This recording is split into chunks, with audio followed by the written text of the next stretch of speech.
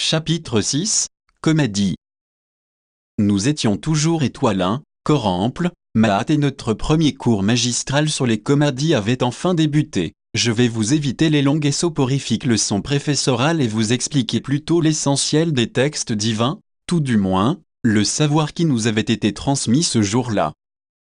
La première comédie explique le monde divin, difficile à concevoir, surtout à notre âge, mais les dieux sont immatériels, temporels et créateurs. Dit de cette manière, cela reste un peu confus. L'aspect immatériel veut tout simplement dire qu'il n'existe pas de monde divin à proprement parler, il n'y a pas d'espace ou d'univers que les dieux habiteraient à l'image des hommes sur la terre. Non, rien de cela, les dieux ne sont pas palpables, on pourrait plutôt les assimiler à des esprits omniprésents. Néanmoins, ils communiquent entre eux et même se sociabilisent voire se politisent. Au sein du divin, il y a encore et toujours des jeux de pouvoir, des alliances et des conflits. Les dieux sont des milliers mais ne se reproduisent pas. Le but ultime des divers groupes dans lesquels ils s'associent est de prendre le contrôle de l'univers. Voilà pourquoi, comme nous le verrons plus tard, la loi divine évolue au gré des victoires de certains dieux sur d'autres. Lorsque l'on parle de temporalité, c'est en fait la dimension dans laquelle évolue le divin. Les dieux sont immortels et peuvent se déplacer selon leur gré sur l'échelle du temps.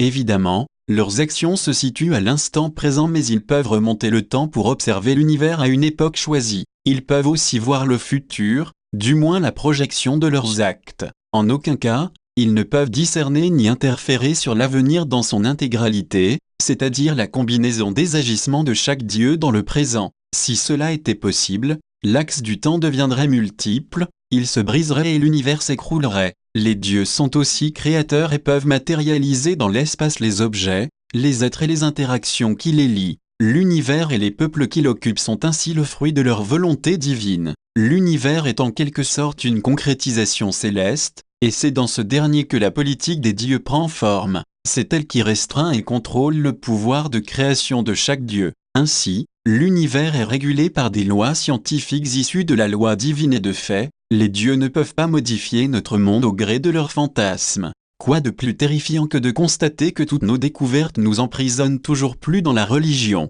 Finalement, l'érudit est moins libre que l'ignorant bien que la quête du premier soit la caractéristique du second. Mais le plus intéressant dans cette première comédie est le pourquoi. Oui, pourquoi nous ont-ils fait? Quelle utilité trouvent-ils dans la création de l'univers et des lois qui le régissent? D'après leurs propres termes, comme je vous en avais déjà parlé au début de mon journal, nous ne sommes rien de plus qu'une expérience. Ils ont donné vie à l'univers pour mieux comprendre le leur. On aurait pu croire que nous n'étions que des jouets pour eux, mais non, les planètes et les galaxies sont bien plus que cela. Ce sont les outils nécessaires à la levée de la plus grande interrogation des deux mondes. Quelle est l'origine des dieux et donc de tout? Leur hypothèse est qu'en observant l'évolution de l'univers, ils pourraient parvenir à trouver le mécanisme qui résoudrait leurs problématiques. C'est amusant de voir les dieux sous cet angle. Ils sont finalement assez différents de ceux que l'on nous présentait en comédie. D'ailleurs, nous avons eu un document décrivant les anciennes religions et la dissemblance est criante.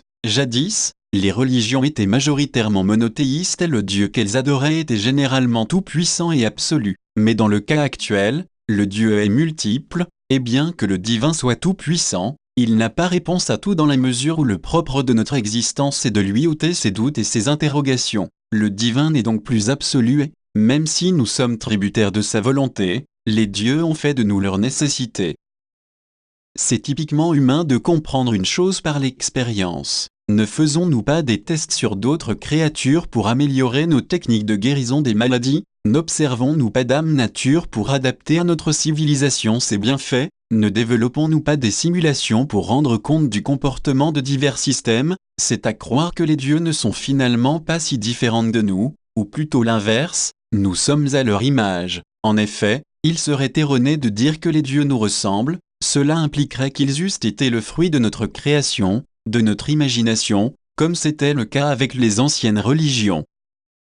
La deuxième comédie, quant à elle, nous conte la jeunesse de notre univers. Initialement, ainsi que je viens de vous l'expliquer, les dieux souhaitèrent observer des êtres évoluer dans un milieu. Il y eut donc diverses ères biologiques puis la nôtre, et des situations similaires sur d'autres planètes. Je vous ai déjà raconté tout cela. Le point clé fut en fait le passage pour l'homme du stade animal à celui d'humain. Constatant que les êtres primitifs de chaque ère étaient confrontés à une même barrière de l'évolution liée à la réflexion et à la communication au sein d'une espèce, autrement dit, à la découverte et à la propagation de la science divine, les dieux ont décidé d'aider les créatures de notre époque à distinguer par elles-mêmes la vérité sur leur création. Parmi elles, l'homme était le plus apte à évoluer, il fut donc choisi. Ainsi que je le mentionnais précédemment, ce fut aussi le cas sur d'autres planètes de l'univers que nous ne connaissons pas encore. Cela confirme explicitement l'existence d'extraterrestres. L'humain fut alors doué d'un langage intelligent s'exerçant par diverses voies.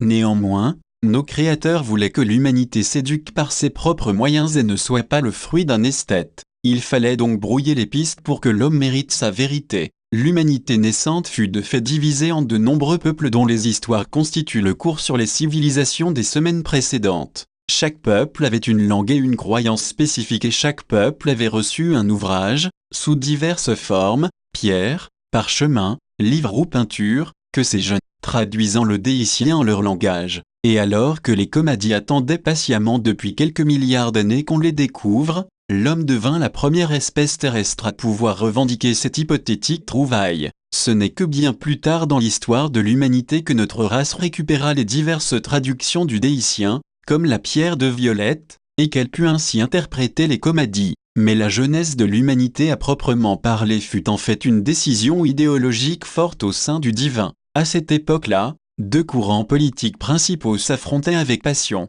Le premier était plutôt libéral et non interventionniste. Il estimait que l'univers avait été suffisamment bien conçu pour être en soi le théâtre des expériences divines et apporter à travers son observation les réponses à la grande question, l'origine des dieux. Cependant, suite aux échecs successifs des multiples espèces peuplant les galaxies, tant dans leur capacité à évoluer, qu'à survivre et qu'à remonter à la source, quels que soient les mondes considérés, un deuxième courant se fit entendre au sein de la politique divine, l'interventionnisme. Pour les dieux qui adhéraient à ces théories, il fallait corriger les espèces après un nombre revers, et leur donner les moyens de poursuivre l'expérience céleste et d'aider les dieux à déchiffrer leur origine. La Terre, comme d'autres planètes, fut donc sous l'égide des divinités interventionnistes qui, voyant le singe évoluer vers l'Homo sapiens puis vers l'homme, dota ce dernier de conscience et de système complet de communication. L'homme moderne et les civilisations venaient de naître. La troisième Comadi traite de la morale et de l'éthique. D'une certaine manière, elle est la source des valeurs fondamentales de notre civilisation dont voici le détail. La croyance est évidemment le cœur même de notre société. Il est inconcevable de ne pas être pieux puisque le divin est partout et impose qu'on lui rende hommage. Comme nous le verrons sur l'une des dernières Comadi, l'insolent qui ne croit pas est nécessairement puni par ses semblables, et à défaut de cela, par les dieux eux-mêmes, mais je ne vous en dis pas plus pour l'instant. Ensuite, et l'ordre est une valeur sociale importante intimement liée au respect. Sans règles, sans loi, sans obéissance, il serait quasiment impossible d'atteindre la perfection, la cohésion et l'organisation que la loi divine nous impose. Nous ne sommes après tout que des rats de laboratoire devant respecter les protocoles de la grande expérience céleste. Au niveau des mœurs, les Comadi prônent l'équilibre des relations hommes-femmes et bannissent les relations homosexuelles car contraires aux objectifs de reproduction de la race. Elles font aussi la promotion de la famille et interdisent formellement la polygamie car cela attise la jalousie et la guerre des sexes, situations inacceptables pour la stabilité d'une société. Les mœurs édictées par les Comadi conditionnent aussi fortement la vie d'un kidam. Selon les différentes classes sociales, que nous détaillerons plus tard, cette troisième Comadi explique comment mener sa vie. Par exemple, pour moi qui suis un individu de la base, je dois aller à l'école jusqu'à mes 15 ans afin d'être éduqué, puis, pendant 2 à 4 ans, apprendre un métier. Ensuite j'ai 2 ans environ pour trouver une femme et me marier sans quoi l'audace me marierait de force avec une célibataire au hasard qui serait dans le même cas que moi. La loi divine conseille aussi explicitement de faire au moins 2 enfants mais ne l'impose pas. Ces conditions satisfaites, les Comadi laissent les sociétés humaines libres de s'organiser pour gérer la fin de vie. Toujours au chapitre des mœurs, le sexe est très codifié. En dessous de 15 ans, personne ne doit avoir d'activité sexuelle. Les époux peuvent avoir de sérieux problèmes en cas de cocufiage. Les pratiques sexuelles au sein du couple restent libres mais toute exposition publique est passible de peine de mort par lapidation. En résumé, le sexe ne doit pas s'éloigner de sa fonction première qu'est la reproduction. Au-delà, on tombe dans la luxure, la possessivité, et l'envie, valeurs destructrices pour l'ordre d'une société. Je vais m'arrêter là en ce qui concerne les mœurs et j'ajouterai des précisions, si besoin est, pour l'explication de certaines situations qui se présenteraient au cours de mon journal autobiographique. Et l'amour est une valeur forte de la morale divine car c'est le lien social fondamental pour unir un peuple et créer toute une civilisation. La référence à l'amour n'est pas seulement physique ou entre un homme et une femme, c'est l'amour au sens large du terme, qu'il soit divin, fraternel, filial, amical, l'amour de son prochain, de la nature et du respect du monde dans lequel nous vivons. Parce que l'amour est donc le bien-être de tous sont primordiaux, et parce que, comme nous le verrons par la suite, les punitions célestes sont collectives, la délation fait partie de l'éthique divine. Pour protéger la masse, il faut dénoncer les individus déviants, ceux qui ne respectent pas la sainte volonté, car terrible et commun serait le châtiment divin infligé. Et l'inégalité est aussi une valeur sacrée car elle est nécessaire pour faire régner l'ordre et structurer la société. Sans cela, l'homme serait encore un animal, au mieux, une multitude de meutes. L'inégalité est la source même du pouvoir et de la politique. C'est d'elle que naquissent les organisations, les hiérarchies, les chefs. Par ailleurs, c'est par elle que l'évolution se met en marche. L'inégalité est donc une valeur essentielle au succès de l'expérience divine. Enfin, la soumission est peut-être la valeur la plus importante sans laquelle le respect et l'obéissance n'existeraient pas. C'est surtout le levier sacré pour que l'humanité ne sorte pas du cadre de l'expérience céleste. Si les peuples ne sont pas soumis à la volonté divine, ils courent tout simplement à leur perte. Comme vous vous en rendez compte, nous avons ici un cas évident de gouvernance par la peur. La quatrième comadie, quant à elle, traite du culte et des comportements. Elle régule en fin de compte les activités sociales et religieuses qui sont intimement liées. En effet, je ne vais pas revenir sur les pratiques spirituelles que nous avons aperçues quelque temps auparavant lorsque je vous ai conté la mythologie du temps et les légendes qui l'alimentent. Par contre, comme vous l'avez certainement constaté, l'adoration des dieux passe plus par le respect total et consensuel des comadis que par des kermesses à outrance ainsi que c'était le cas pour certaines religions assez, entre comadis. Dans notre monde, l'ODC, l'œil du droit chemin, fait respecter le culte par la canalisation des comportements. Un ramam passe à l'improviste dans les foyers pour discuter religion et vie sociale dans le sens large des termes, généralement une fois par semaine ou chaque quinzaine. Ma famille, ayant toujours respecté à la lettre la loi divine, ne reçoit que mensuellement le ramam. Cela permet l'entretien du lien communautaire et spirituel. Il gère des dizaines de familles et s'assure de leur stabilité géographique, sociale et morale. Je me rappelle d'ailleurs de la fois où mes parents souhaitaient habiter dans une autre ville, un déménagement, somme toute, simple et rapide, puisque la cité ciblée se trouvait à une centaine de kilomètres. Nous avions repéré un appartement avec une belle vue, légèrement plus spacieux que le précédent, et à un loyer similaire. Le ramam est passé quelques jours avant notre départ et, voyant les cartons joncher le sol, aborda directement le thème de notre déménagement. « Madame et Monsieur Hercule, quelle est la raison de votre partance ? » « Nous avons simplement envie de changer de vie. » répondit ma mère. « Vous n'aimez plus cette ville, Monsieur Hercule ? » ?»« Si, au contraire, je la préfère, mais mardi. » »« Excusez-moi de vous interrompre, je m'adresse à tous les deux. En avez-vous vraiment discuté ? Il me semble que madame a décidé pour la famille ce qui n'est pas sain pour la stabilité du foyer. » Maman allait prendre la parole mais sentit qu'il valait mieux qu'elle se taise. J'apercevais le regard du ramam analyser le salon comme s'il cherchait une tierce personne. Comprenant qu'il s'agissait de moi et ne voulant pas semer la zizanie, je filai dans ma chambre, laissant tout de même la porte entr'ouverte afin de suivre leur conversation. Après une dizaine de secondes d'hésitation, mon père prit la parole. « Cela fait 11 ans que nous vivons ici, vous comprenez, ma femme a raison, il nous faut changer d'air. Je comprends tout à fait vos préoccupations mais ne perdez pas de vue que votre fils a ses amis ici et qu'à son âge, la stabilité du foyer familial est primordiale pour son épanouissement spirituel. » C'est vrai mais... Attendez, je finis. Par ailleurs, au niveau du travail, sachez que notre ville est une des mieux loties de la région, ce n'est pas à négliger.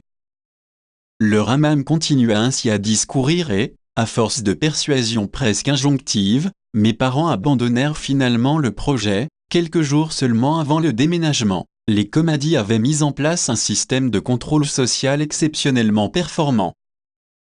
Après avoir étudié la 4e Comadi, le professeur nous libéra pour une pause déjeuner d'1h30, l'occasion de digérer cette épaisse soupe de mots. Une fois dehors, Arjuna nous demanda si Patin avait expliqué où se trouvaient à présent les Comadi et ce qu'étaient devenus les gens qui avaient travaillé dessus. Personne ne sut répondre, ni même Alison qui avait surpris notre conversation en nous croisant. Bizarrement, elle fit d'ailleurs subrepticement demi-tour en direction de la salle de classe. À la fin de la pause de mi-journée, à peine étions-nous assis que le professeur continua son cours. Comme me l'a pertinemment fait remarquer Alison, je ne vous ai pas expliqué ce qu'il s'est passé après la traduction des Comadi, ou plutôt, Savance, dans sa prolixité impertinente, a omis de nous en faire part. Le regard appuyé par celui de cet idiote, il conclut son introduction en m'adressant la parole. « Souhaites-tu donc nous instruire, Savance ?» Je ne pense pas qu'il puisse, professeur, car je lui ai posé la question pendant la pause et il ne savait pas. C'est d'ailleurs pour cela qu'Alison s'est empressée de venir vous voir. Interrompit Arjuna. Le visage d'Alison vira au rose, puis à l'écarlate lorsque le professeur la regarda. Il reprit.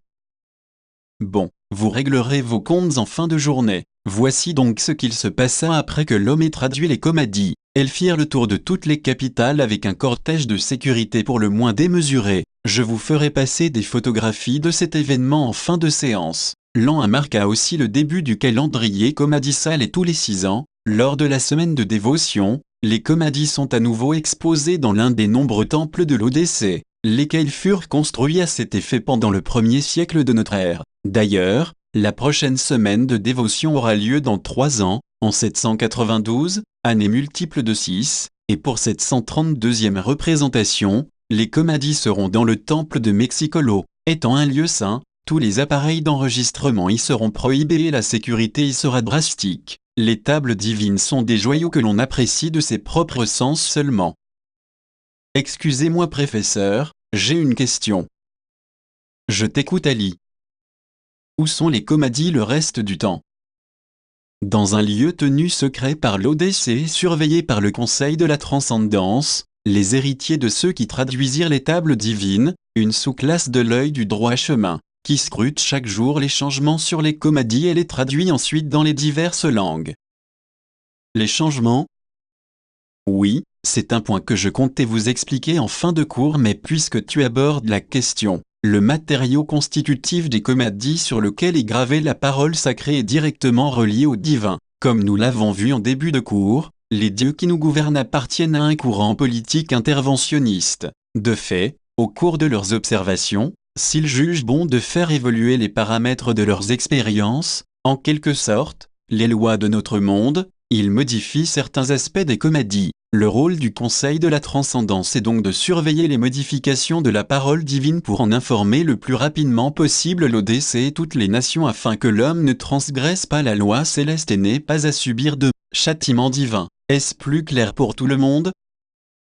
La classe acquiesça et Lucas me glissa discrètement, le système de contrôle le plus parfait, j'eus un silence approbateur.